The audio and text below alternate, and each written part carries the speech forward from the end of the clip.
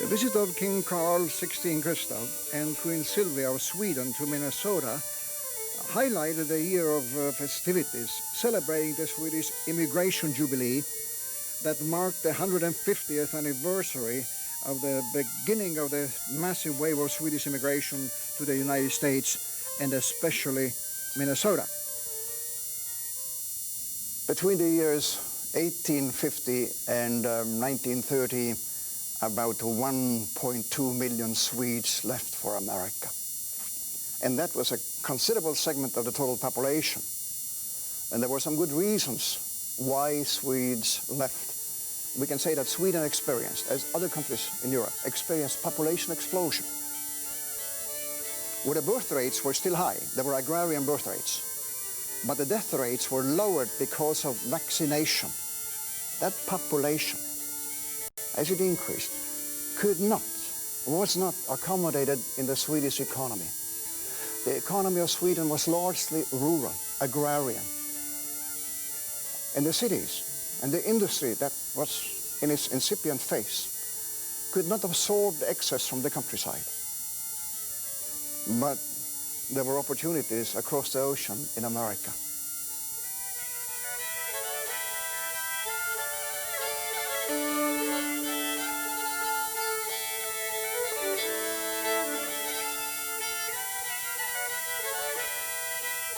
Swedes learned about America, and once that immigration was underway, there were letters sent home. Letters, letters, letters, so-called America letters. And these are good statements. They are not inflated statements, but they tell about the specific place, such as Duluth or Minneapolis, what the place is like and what the economic conditions are like. Is work available or isn't it available? These letters do not philosophize about the place being like Sweden, looking like Sweden. Heavens no. There was information then available in letters. And these came from relatives, from friends. And there was also information available from other sources, such as railroad companies, sending agents to Sweden. And so Lake Superior, Mississippi Railroad Company, with Hans Mattsson as one of its agents, and Secretary of State of Minnesota, and also the Commissioner of Immigration for some years, State of Minnesota, had some interest in this railroad and did recruit Swedish immigrants who had come to this country from Chicago. He recruited them, and they went to Sweden, advertising this particular place here. No question about it that the Swedes who came here, if you look at 1870, they were working on the railroad. And then some sent for the families, others came with the families, and some settled along the railroad lines, that Lake Superior Mississippi Railroad, where there were sawmills at Hinckley, at Pine City and elsewhere, and work was promised, and off-season work for men in the woods. So I think that was very important. And the Northern Pacific did the same sort of thing. Now, lumbering was another activity. True that the Swedes were sort of pre-adapted in this type of industry. There were lumberjacks. I mean, this forestry was an important source of revenue in Sweden. I mean, revenue by way of exports from Sweden. It generated capital. And so they were accustomed to it, because many of the tenant farmers worked in the woods during the winter months. If not in southern Sweden, then in northern Sweden, in Norrland for sure. There were seasonal migrations that way. And so here they worked in lumber camps. That was a good source of income. And eventually that industry was declined because of the cutting that went on. And some others were in mines. But the Swedish involvement on the Mesabi Range and the Vermilion Range and Cuyuna Range was minor by way of providing labor, mine labor. There were some Swedish technicians here, some Swedish mining engineers, and there were quite a few Swedes in the service industry. Shop owners, that is, well, barber shops and so on, and grocery stores and so forth and so on. Surely there were Swedes and a few of them involved in mining, but that was a secondary item. And then others were engaged in fisheries along the North Shore.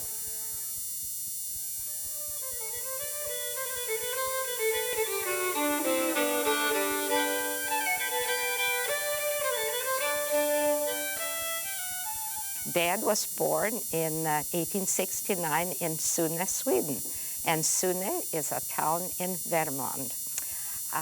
He immigrated to America on June 25th, 1886. Dad was 17 years old when he came. The land that he bought was owned by the railroads. The railroads had certain rights in certain sections and so on. So he bought 160 acres from the Sioux Line Railroad, and he paid $1,120 for that. So I guess it was a bargain in a way. And it took, it took a lot of work to raise a family. When we went to school, when we came home, we had to get our chores done, first of all, before we played and so on. Well, I guess one of my chores was to make butter. And my mother really used a lot of philosophy there, and psychology, I should say. She told me I was the best butter maker, and I really enjoyed it. You know, you had the churning of the butter, and then you had to get all the buttermilk out of that. You had to use a wooden paddle and put the right amount of salt in and so on. And we'd taste it together, see if it was too much salt. And, oh, better be careful how much salt you put in and so on. But I really worked on that, and I enjoyed it, and I really believed I was the best butter maker. Oh, the laundry. Well, we had to rub on the, what you may call it, the washboard at first. And then we got a machine that we, the handle. I can just see us yet. We'd take turns, you know, pulling that handle to wash it and so on. It was quite a chore. And then in the winter time, hanging out those clothes, you know, got stiff at the board. We had chickens on the farm, sure. Oh, yes. And the setting hens and the little chicks, you know, and so on and so forth. We were a very close-knit family. We didn't have money, but we had lots of love. And everybody helped work and made a go of it. We went to country school, and those were fun things. One teacher, you know, maybe had up to 30 kids in the room. We all learned to read, it seems like, and there's lots and lots of lovely memories that we do have.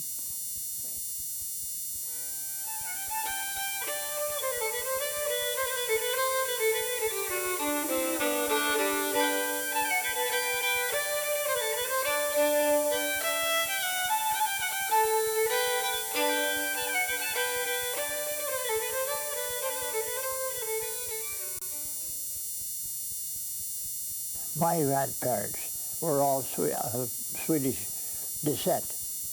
My father was a Lutheran pastor in a large church in Center City. The church had a community and membership of 2,000 people.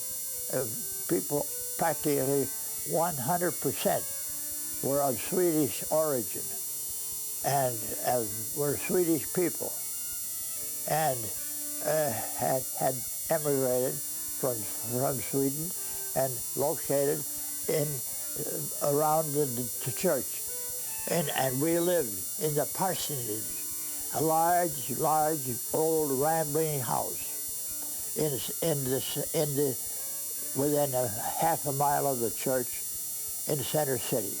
I heard my father preach always in Swedish. I didn't say an English word to him until I was 11 or 12 years old. When I was a lawyer, I had great contacts with the Swedish people here and contacts with the Swedes over there. And I talked Swedish fluently, and there was just a natural situation. I had learned my Swedish as a matter of commercial matter. I was appointed as consul by the Swedish government, but I was so interested in the Swedish business and Swedish talk, and I got so well acquainted with the general consul in Minneapolis. The King of Sweden appointed me as a knight. You feel honored.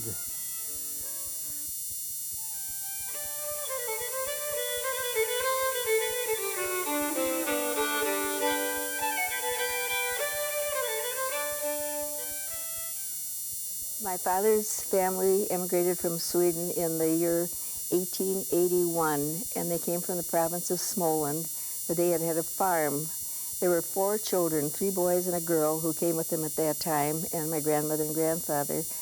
Their name was Johansson in Sweden, but when they came to this country, they found there were so many Johanssons, so they changed their name to Lindquist, which means a branch of the linden tree, and the linden tree was a huge tree they had on their farm in Sweden.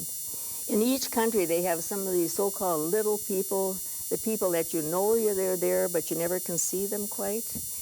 And as we've gone back to Sweden, I have kept asking our people, tell me more about them. And so I've come to realize that there are 4 different kinds of little people in Sweden. Now, you know they're there, but you can't see them. But they do all sorts of things that make you aware that they really are living. There's what they call the skogsnugen, and this man here is like a skogsnugen, and they live in the forest. And then there is the jultomten, the tomtens that bring the gifts at Christmas time and such. All the other tomtens, except the jultomtens, their identifying mark is that they have a tail. Oftentimes they hide it up under their skirts or under their pants, or they'll do something to camouflage the tail, but they all have a tail of sorts. Then we have the other little people that are like families. They're strange looking, they're really homely, but they're very, very kind people, and they're a very devout family group.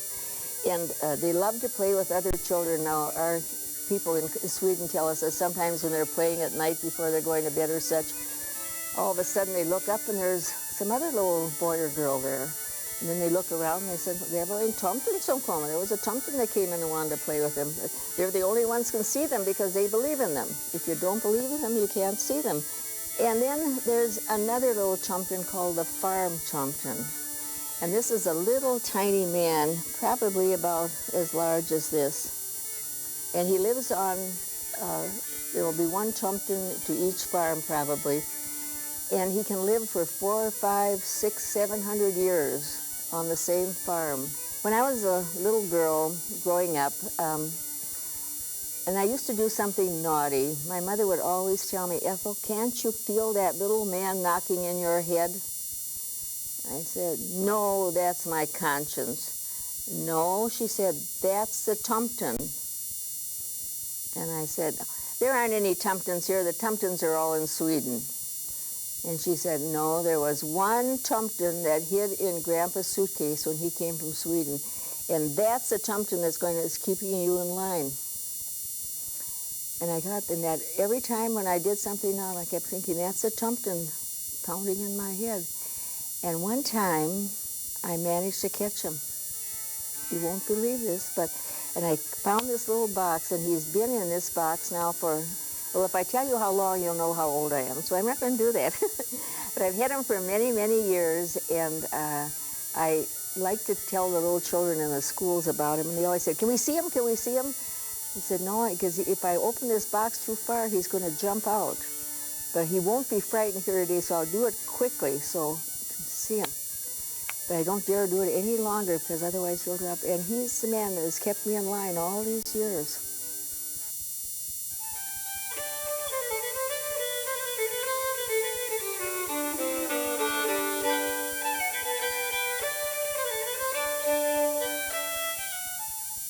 My mother was from Stockholm, and she came to the United States when she was 15 years old in 1909, and she went to her uncle and aunt in Iron Mountain, Michigan. And she worked there for about 2 years, and then she went to Chicago, where her sister joined her. And they worked there until she met my father, and she was married in Chicago. And then my father said, "If you haven't been home since you were 15, I'd like to take you back to Sweden for a visit." So first they needed some money, so he was a carpenter, and he worked for about 4 or 5 years and had saved enough then to take a trip. So they went back to visit and stayed 1 year, and during this year, I was born over there. The Swedish people have a lot of Christmas traditions, and one of the highlights is the Lucia celebration, which they start on December 13th, which is Lucia Day, and it stands for the symbolism of light because they have such a long, dark winter. The oldest daughter in the family usually goes around with the saffron buns and the coffee and wakes up the rest of the family.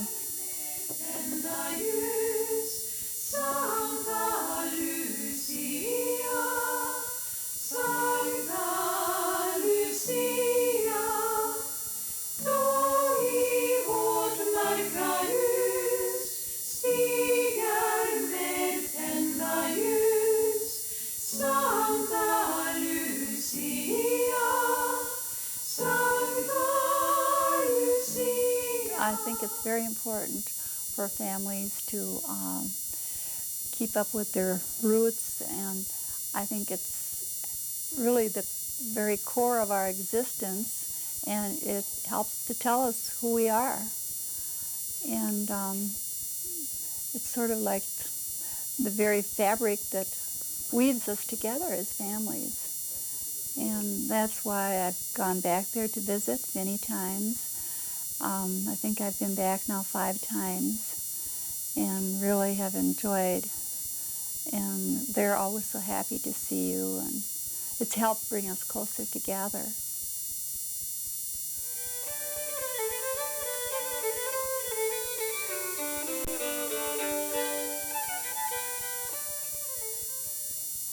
It was hard in many ways. I came when I was 17 years old.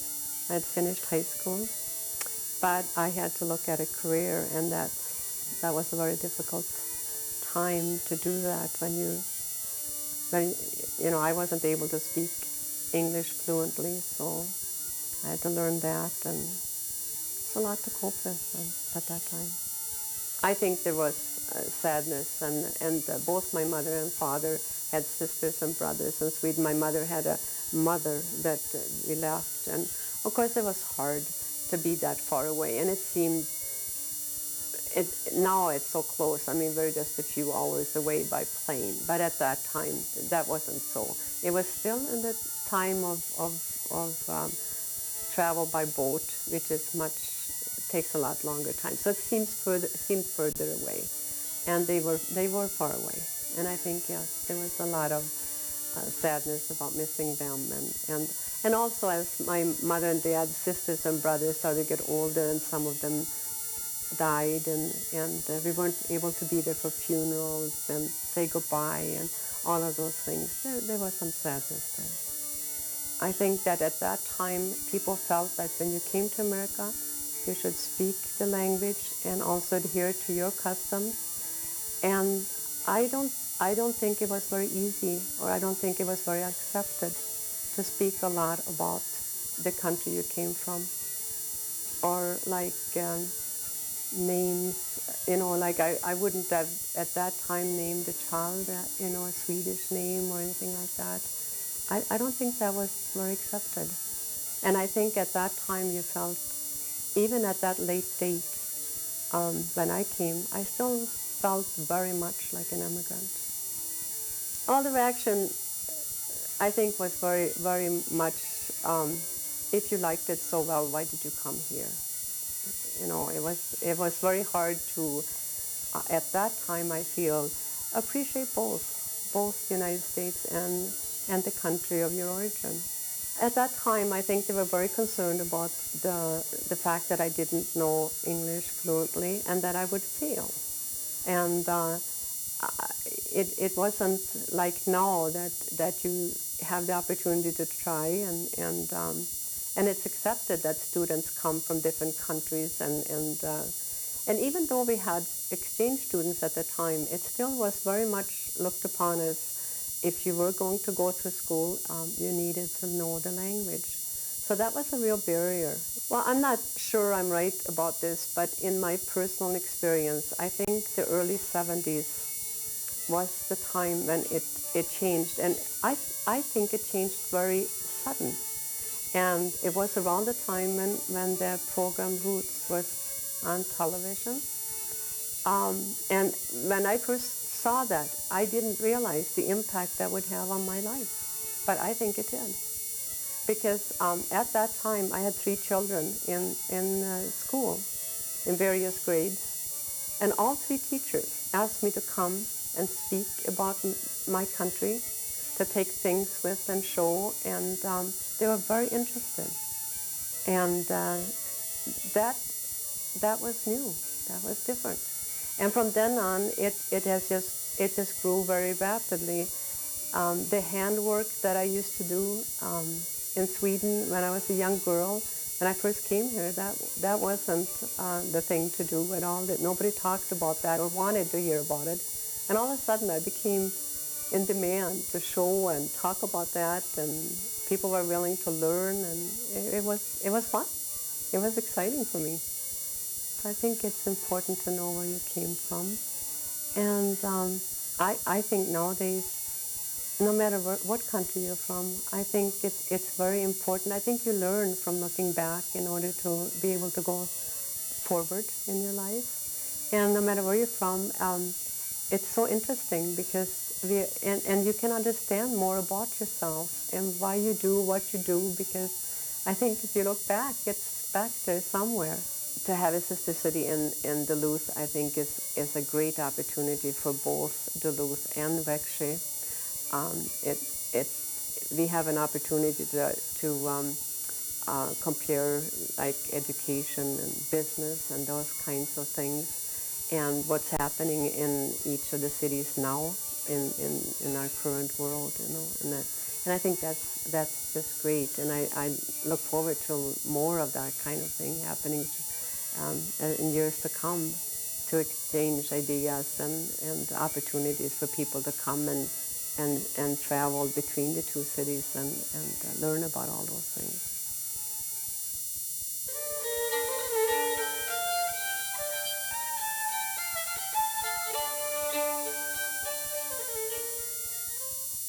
Our evolution as the City of Duluth and the Sister City program working with Växjö, Sweden, began in March 26th of 1987. And at that time, the relationship was actually became official, where the 2 mayors signed a declaration that we will become sister cities, and this was approved through the City Council and brought into the Sister Cities Commission as a new sister city. Now, this year, for 1996, doing the Jubilee programs that we were so heavily involved with, we were involved with over 20 different separate activities throughout the year. Everything from a kickoff in December, where the mayor proclaimed that this is the year of the Swedish Jubilee, to bringing over a 75-piece marching band, the central band of the Central Swedish Army, to 2 different official delegations, one on a county delegation that came, over 15 people, and another delegation from our sister city of Växjö. Plus just numerous brown bag lunches, working with the University of Minnesota, working with the Historical Center here in Duluth and the Depot, working with Glenn Sheen, working with and networking with a lot of various organizations within the City of Duluth, the Swedish Cultural Society, and of course our Växjö committee was the steering point of all of the Swedish Jubilee activities. So it was a wonderful, wonderful summer with numerous activities.